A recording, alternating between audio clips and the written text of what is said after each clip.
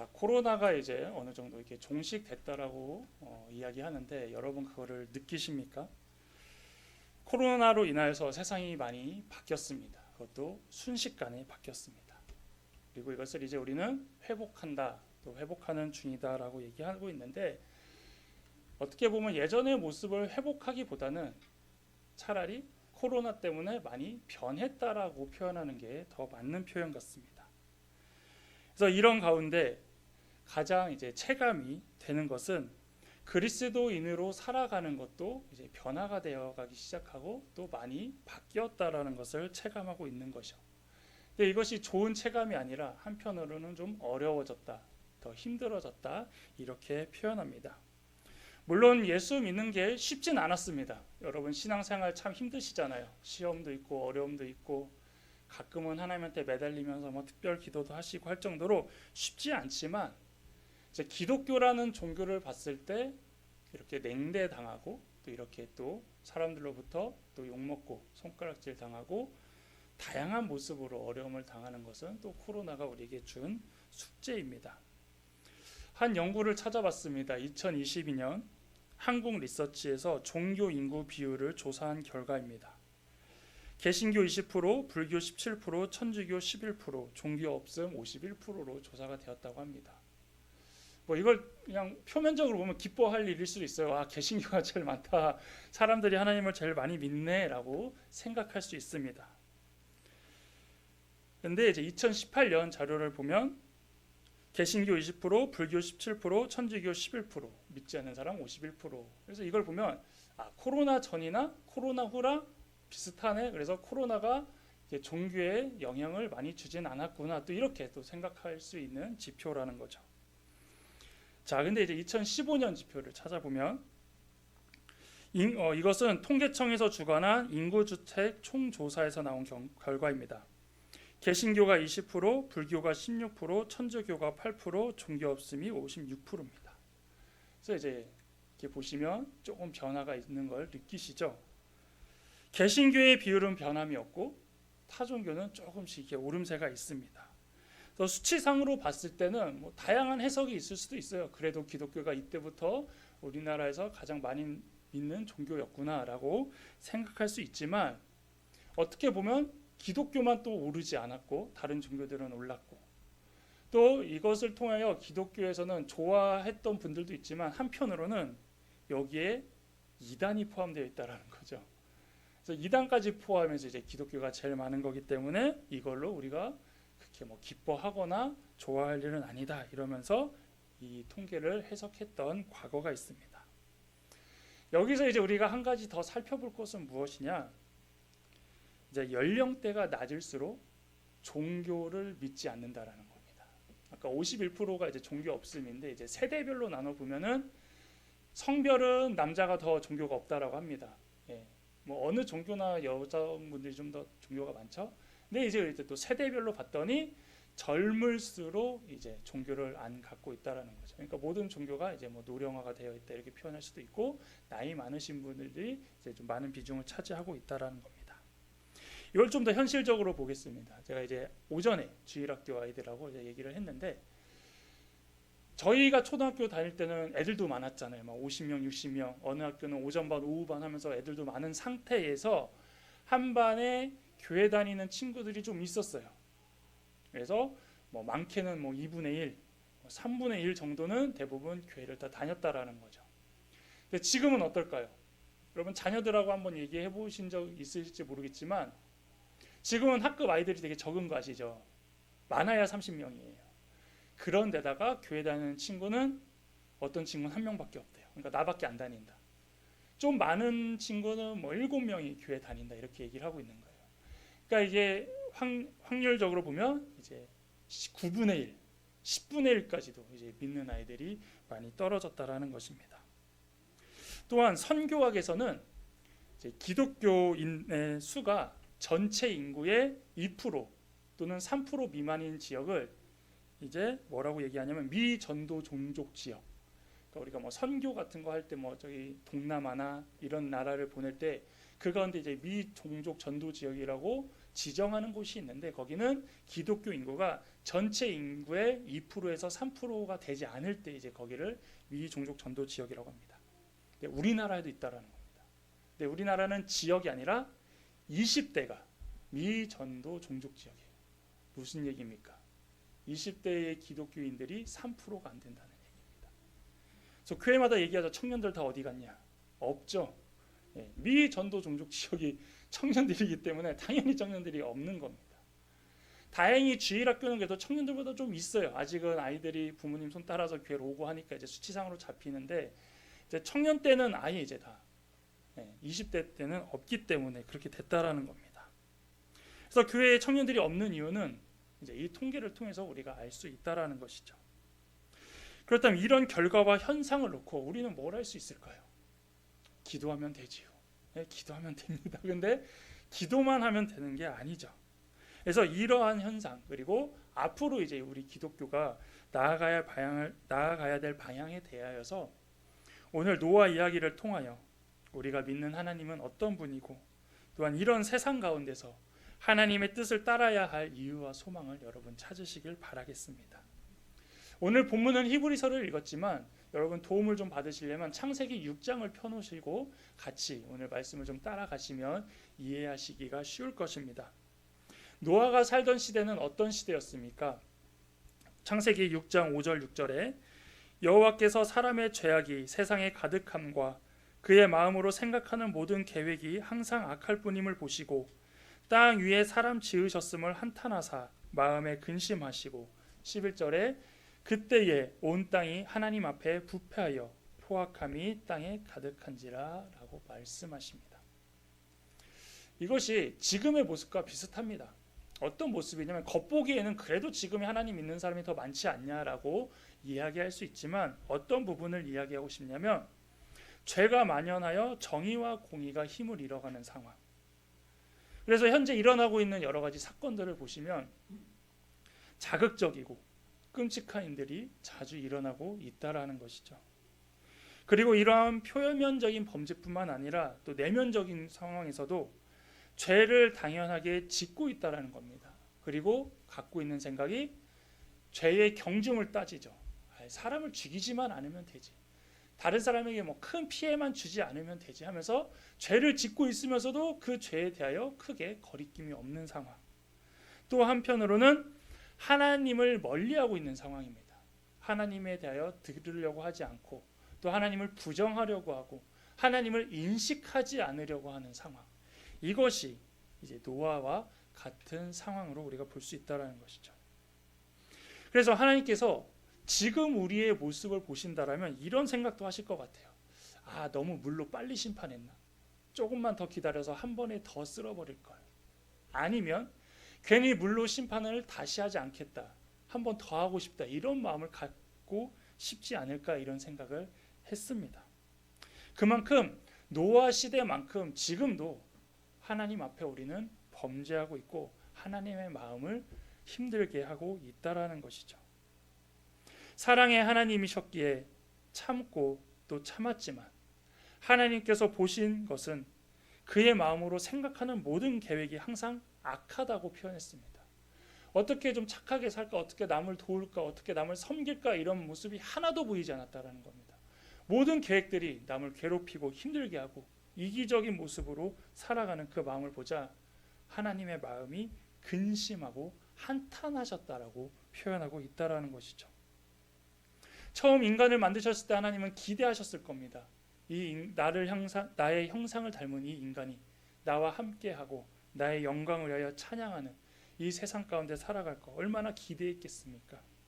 그런데 죄가 들어오면서 어느 순간 가장 밉고 가장 싫어하는 존재가 지금 되어버렸으니 하나님의 마음도 엄청 힘드셨다라는 것입니다. 그리고 하나님을 떠나는 시대고 하나님을 의식하지 않은 시대였다라는 것이죠. 만약 그런 사람이 있었다면 노아는 혼자 방주를 만들지 않았을 것입니다. 다른 사람들도 같이 도와줬을 것이라는 거죠. 하지만 지금도 마찬가지입니다. 복음은 끊임없이 전해지고 있지만 하나님을 믿는 사람들보다는 도리어 하나님을 떠나는 사람들이 또 생겨나고 있다라는 것입니다. 예수님을 믿는 사람들이 줄어들고 도리어 예수님을 믿는 사람들이 떠나들고 더 나아가 교회를 떠나는 가난한 성도들까지 나타나고 있는 이 시대에 믿지 않는 사람들에게는 어쩌면 하나님이 필요 없는 것이 당연한 시대의 상황입니다. 또한 과학과 논리가 신앙의 영역까지 넘어서서 이제 진실과 진리로 받아들여지기까지도 시작했고, 이제 신앙을 갖는 사람은 마음이 약한 사람, 어떤 육신의 아픔이 있어서 너무 간절한 사람, 아니면 이제 시간이 남아서 이거라도 좀 하면서 자기 마음의 위로를 얻으려는 사람들이 가져야 한다라고 생각하는 이런 인생의 도피처로 사람들이 인식하기도 했다라는 것이죠. 또한 신앙이 좋다가도 어렵고 힘들 때 하나님의 은혜로 회복되고 나아지면 다시 이제 신앙을 등한시하고 다시 떠나는 모습이 된다라는 것입니다. 그러니까 어려울 때만 찾는 게 아니라 어려울 때만 찾았다가 다시 좋아지면 다시 떠나가는 이런 탕자와 같은 모습으로 살 때도 있다라는 것이죠. 그래서 하나님은 결단하셨습니다. 노아 시대에 어떤 결단을 하셨냐? 7절에 이르시되 내가 창조한 사람을 내가 지면에서 쓸어버리되 라고 말씀하십니다.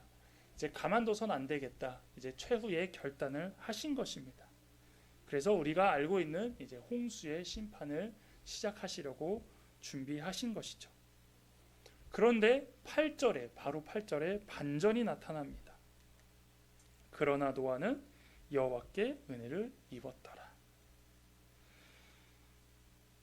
이러한 시대 가운데 유일하게 하나님의 눈에 띈 사람이 있었다라는 것입니다. 그래서 하나님께서는 심판과 동시에 노아를 통해 새로운 계획을 진행하고 계신 것입니다. 모두가 하나님을 떠나는 시대라고 했습니다. 하나님을 아예 인식하지 않았다고 했습니다.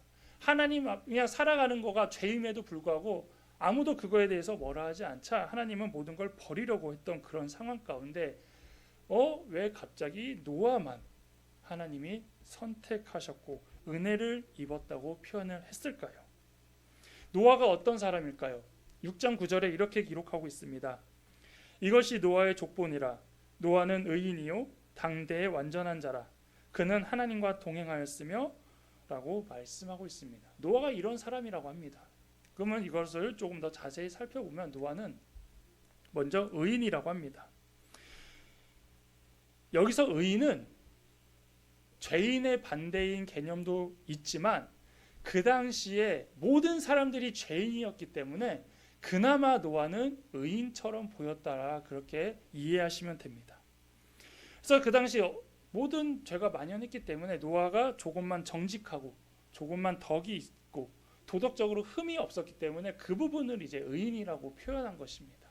우리가 여기서 의인이라고 하면 정말 거룩하게 살았구나, 되게 대단하게 살았구나 이게 아니라 그런 가운데서도 그나마 하나님 말씀대로 그리고 하나님이 원하시는 죄를 좀 적게 짓는 그런 모습으로 살았기 때문에 의인이었던 것입니다. 그리고 이제 완전한 자라고 표현한 것도 어떤 트집할 만한 것 없이 완벽하고 퍼펙트한 삶을 얘기하는 것이 아니라 노아의 성품이 무죄하고 무음했다는 것이 아니라 이제 신앙적으로 그래도 경건했다. 그래도 제사는 드리고 그래도 하나님이 원하시는 것을 했던 사람. 그러니까 우리가 단어적으로 봤을 땐 의인이다. 완전하다니까 되게 퍼펙트하고 완전한 신앙생활을 했던 사람이라고 생각할 수 있지만 그 정도까지는 아니고 그런 하나님을 떠나고 믿지 않고 죄를 짓는 상황 가운데서도 그래도 하나님 보시기에는 거룩하고 하나님 지금으로 보면 그래도 예배를 꾸준히 드리고 기도하며 말씀 보고 그런 신앙생활 했던 그런 사람으로 우리가 이해를 하시면 됩니다. 그리고 하나님과 동행했다라는 거 되게 대단하게 느껴지지 않습니까? 어떻게 그 당시에 하나님하고 동행하며 살아갔을까? 근데 이것은 노아의 가문이 신앙의 가문입니다. 그 족보가 하나님을 믿는 족보가 성경에 기록되지 않습니까? 그래서 이미 노아랑은 하나님이 함께 하셨던 사람이었습니다. 그래서 그런 가문이었다라는 걸 표현하고 있다라는 것이죠. 그래서 이런 노아를 이제 하나님이 선택하셨고 그에게 내리신 명령이 이제 방주를 만들라고 명령하신 겁니다. 근데 이제 결과론적으로 보면 노아가 방주를 만드는 것은 말이 안 되는 거죠. 그의 나이는 500세였습니다. 슈퍼 할아버지입니다. 100세 시대에선 꿈꿀 수 없는 슈퍼 할아버지. 근데 이분이 이제 노아가 방주를 만든 기간은 100년입니다. 여러분 나이를 넘는 그 나이 동안 만들었습니다. 기간을. 그리고 가족들과 함께 나무를 베고 산으로 옮겼습니다. 차라리 나무를 베서 밑으로 갖고 내려가는 것도 어려운데 산으로 끌고 올려갔다는 겁니다. 왜냐하면 꼭대기에 져야 됐기 때문이죠. 그리고 배를 만들어 본 사람도 아니고 설계도도 없었습니다. 그러니까 완전히 이 하나님의 명령이, 성경에는 단순하게 방주를 만들어라, 어떤 크기로 만들어라라고 얘기했지만 실제로 받아들이기에는 말도 안 되는 거거든요. 그런데 노아는 했다라는 것입니다. 노아는 그 얘기를 듣고 돕는 사람이 있거나 응원하는 사람만 있었어도 그래도 힘을 냈을 텐데 그 모습을 보고 사람들은 손가락질하고 욕했을 겁니다. 정신 나갔죠. 홍수가 난다니 말이 안 되고 배를 산 위에다 짓고 좀 지금의 언어로 표현하면 노망났다, 나이를 먹더니 이상해졌다, 거기다 가족들이 함께하고 있어, 이거 이상한데 이제 이렇게 가는 상황이었다라는 겁니다. 그럼에도 노아는 어떻게 했습니까? 하나님 말씀대로 나무를 베고 그것을 나르고 망치질을 합니다. 홀로 묵묵히 오래도록 그의 손에는 굳은 살이 배겼듯이 마음에는 고독한 믿음의 흔적이 긴 세월만큼 겹겹이 쌓여져 가면서 지었습니다. 또한 프로젝트는 100년짜리입니다. 흔들릴 때도 있었겠죠. 하늘에서 비가 올 것 같은데 안 오고, 그러면서 계속 그걸 보면서 하나님의 약속을 다시 한번 여러 번 생각해 봤을 것입니다. 그리고 방주를 만드는 기간에 대하여 하나님은 아예 언급조차 하지 않았습니다. 그냥 완성될 때까지 하나님이 기다려 주실 거라고 얘기하자 하나님의 약속에 대한 의심도 분명히 들었을 겁니다. 하지만 노아는 소망과 희망을 가지고 끝까지 이것을 해냈습니다. 노아는 왜 하나님의 뜻에 순종했을까요? 그리고 왜 포기하지 않고 방주를 끝까지 만들어서 이 땅의 생명들을 태우려고 했을까요? 먼저는 노아가 순종한 이유는 구원의 소망이 오직 하나님께 있음을 알았기 때문입니다. 노아도 알고 있었겠죠. 지금 이런 상황 가운데 하나님이 분명히 참지 않고 심판하실 거라는 걸 알고 있었고, 지금 이것만이 하나님이 원하시는 유일한 구원의 방법이기 때문에, 그리고 하나님이 하실 것을 알았기 때문에 순종했던 것입니다. 그리고 노아가 포기하지 않고 방주를 만든 이유는 그것이 유일한 한 방법이었기 때문입니다. 이것만이 홍수가 난 이후 구원받을 수 있는 유일한 방법이요, 또 많은 생명들, 왜냐하면 노아의 가족들만 탄 게 아니라 이제 동물들도 탔지 않습니까? 그 생명들이 다 구원을 받을 수 있는 유일한 방법을 지금 노아 자신이 하고 있다라는 책임감까지도 갖고 있었기 때문입니다. 홍수 이후 이제 하나님께서는 약속을 하시죠. 무지개를 통하여서 저 무지개를 보면서 기억하라, 다시는 이제 물의 심판을 내리지 않겠다라고 약속하신 그 하나님께서는 이제는 구원을 이루기 위하여 누굴 보내주시냐면 이제 예수님을 보내주셨다라는 것입니다. 그 은혜로 오늘날 구원의 방주가 예수님을 믿는 우리 모두에게 열렸다라는 것입니다. 그 방주에 올라탔던 사람들만이 구원을 받았던 것처럼 이제는 예수님을 믿는 사람들만이 이제 구원을 받을 수 있다라는 것입니다. 우리를 위해 십자가에서 죽으시고 다시 사신 예수님, 이것은 곧 모든 어둠과 죽음의 권세를 이기신 예수님이시며, 그래서 이제 이 세상의 소망은 오직 예수님밖에 없다라는 것입니다. 그래서 우리도 예수님을 위해서 모든 믿음을 드릴 만한 가치가 있고, 예수님을 위해서 살아갈 이유가 있고, 예수님을 위해서 해야 할 능력이 있다라는 것입니다. 그리고 지금 우리도 여전히 이 예수 안에 소망을 두고 살아가고 있다라는 것이죠. 예수님만이 이제는 길이요 진리요 생명이기 때문입니다. 그래서 노아를 부르신 하나님께서는 오늘날 이제 이 구원 사역을 위하여서 우리를 부르셨다라는 것입니다. 이 시대의 방주는 무엇일까요? 바로 교회라는 것입니다. 왜냐하면 교회는 예수님을 함께 고백하는 믿음의 공동체, 구원의 공동체이기 때문입니다. 그래서 마지막 심판을 앞두고 우리에게 하시는 말씀은 그 교회 공동체를 세워가라는 것이죠. 우리가 교회를 세울 수 있는 것은 무엇입니까? 이미 예수님의 사랑을 경험하고 구원의 메시지를 받았기 때문에 가능한 것입니다. 노아와 다른 점이 좀 있다라면 노아는 홀로 외롭게 방주를 만들었지만 우리는 예수님이 함께 하신다라는 것입니다. 또한 우리 혼자 만드는 게 아니라 함께 공동체로 만들 수 있다라는 것입니다. 그래서 우리는 혼자가 아니라 함께인 것입니다. 예수님과 함께 또한 동역자와 함께 믿음의 공동체 또는 이웃과 함께입니다. 하지만 함께해도 노아가 겪었던 어려움은 똑같습니다.